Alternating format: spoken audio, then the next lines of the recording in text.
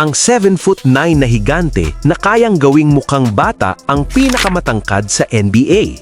Sa NBA ngayon, dalawa ang nangingibabaw pagdating sa tangkad, sina Zach Edey at Victor Wembanyama, na kapwa nasa 7'4". Sa paningin ng karamihan, sila na ang pinakamalalaki, pinakamapanganib sa ilalim ng ring at parang mga higanteng hindi kayang pantayan. Pero paano kung sabihin ko sa iyo na may isang 19 years old na literal na magmumukha silang maliit? Kilalanin natin si Olivia Ryu, isang 7'9" na basketball phenomenon na mas matangkad pa ng 5 pulgada kesa sa pinakamataas na NBA player sa kasalukuyan. Isang player na kayang mag-dunk nang hindi tumatalon, parang batang naglalaro lang sa mini-hoop. Mas nakakabigla pa, patuloy pa rin siyang tumatangkad. May video kung saan tumabi siya kay Shaquille O'Neal, isang 7'1" na legend na kinatatakutan noon sa NBA. Sa eksenang iyon, mukhang ordinaryong tao si Shaq sa tabi ni Ryu. Isang imahe na hindi mo basta makakalimutan. May kasabihan sa basketball, this is a tall man's game. Pero ang tanong, kapag ikaw na ba ang pinakamataas, ikaw na rin ba ang pinakamagaling? O may mas malalim pang sukatan ng greatness? Para maintindihan ang tunay na potensyal ni Olivia Ryu, balik tayo sa simula. Isang bata pa lang ay ipinanganak na siya para mag-break ng records. Mula pagkabata pa lang, hindi na normal ang buhay ni Ryu. Sa edad na 5, mas matangkad na siya kaysa sa kanyang kindergarten teacher. Habang ang ibang bata ay naglalaro ng blocks at crayons, si Ryu ay literal nang tumitingin pababa sa mga matatanda. Pagdating ng 8 years old, umabot na siya ng 6 feet. At pagdating niya ng 12 years old, tumuntong siya sa 7 feet. At sa edad na 15, opisyal siyang kinilala ng Guinness World Records bilang world's tallest teenager sa taas na 7'5". Ngayon, sa edad na 19, nasa 7'9" na siya. At ayon sa mga doktor, may posibilidad pa itong madagdagan. Ipinanganak si Olivia Ryu sa Canada noong February 2006. Matatangkad na talaga ang pamilya niya. Ang ama ay 6'8", ang ina ay dating volleyball player at ang kuya niya ay 6'8" din. Pero si Ryu, ibang level, para siyang genetic jackpot.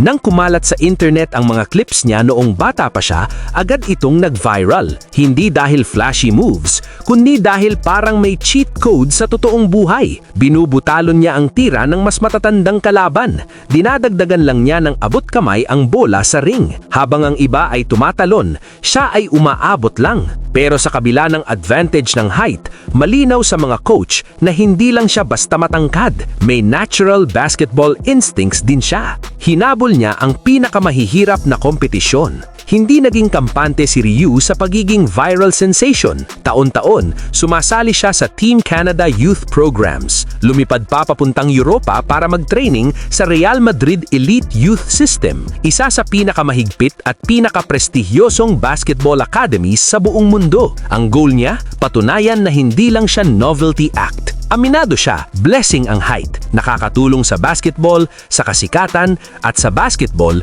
hindi sapat ang tangkad para magtagumpay sa highest level.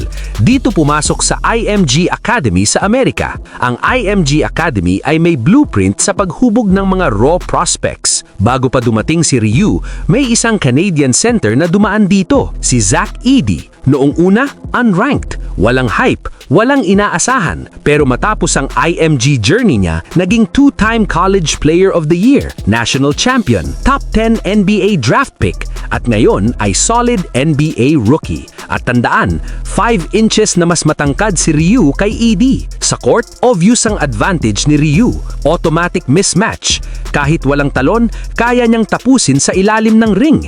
Kapag dinodoble, marunong siyang mag-kick out sa shooters. Sa depensa, isa siyang elite rim protector na kayang baguhin ang opensa ng kalaban.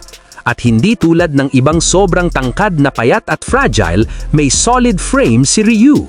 Proporsyonado ang katawan niya. Malaking bagay ito sa long-term development, pero hindi perpekto. Sa taas na lampas 7'7", bumabagal talaga ang lateral movement. Hindi siya kasing bilis ng mga guards. Mabagal ang acceleration. Ang loose ball sa labas ng reach, madalas nauunahan siya. At dahil sa extreme height, mataas ang injury risk. Kaya sa simula, simula, limitado ang minutes niya. Noong 2021 FIBA U16 Americas Championship, 15 years old pa lang siya, starter na agad.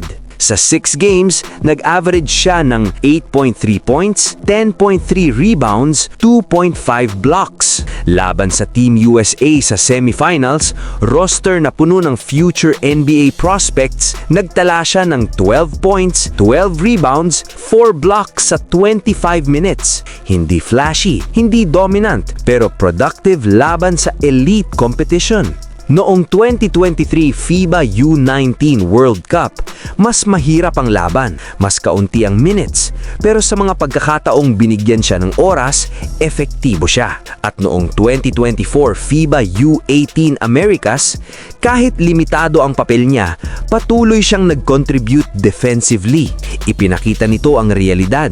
Hindi siya superstar prospect, pero isa siyang high upside project. Maraming schools ang nagpakita ng interes. Pinili niya ang University of Florida Gators bilang prepared walk-on. Hindi guaranteed ang playing time. Sa unang season, nagdesisyon silang i-redshirt siya, mag-practice, mag-develop at mag-adjust sa college pace. Ngayong papasok ang bagong season, inaasahang mas malaki na ang role niya. Sa kasalukuyan, si Ryu ay isang rough but intriguing prospect. Kailangan pa niya ng improvement sa finishing, footwork, stamina at touch. May mga pagkakataong gumagawa siya ng mahihirap na tira, pero sumasablay sa mga simple. Pero ang defensive impact niya, undeniable. 3 players ang kailangan para i-box out siya.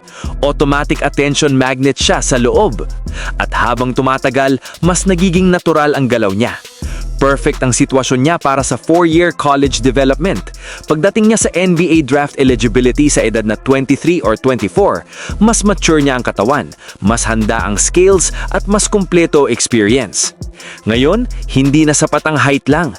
Ang NBA ay mabilis, spacing heavy, may pick and roll hunting, kailangan ng shooting centers, kailangang makasabay sa guards. Minsan, ang sobrang tangkad ay nagiging disadvantage, pero iba si Ryu.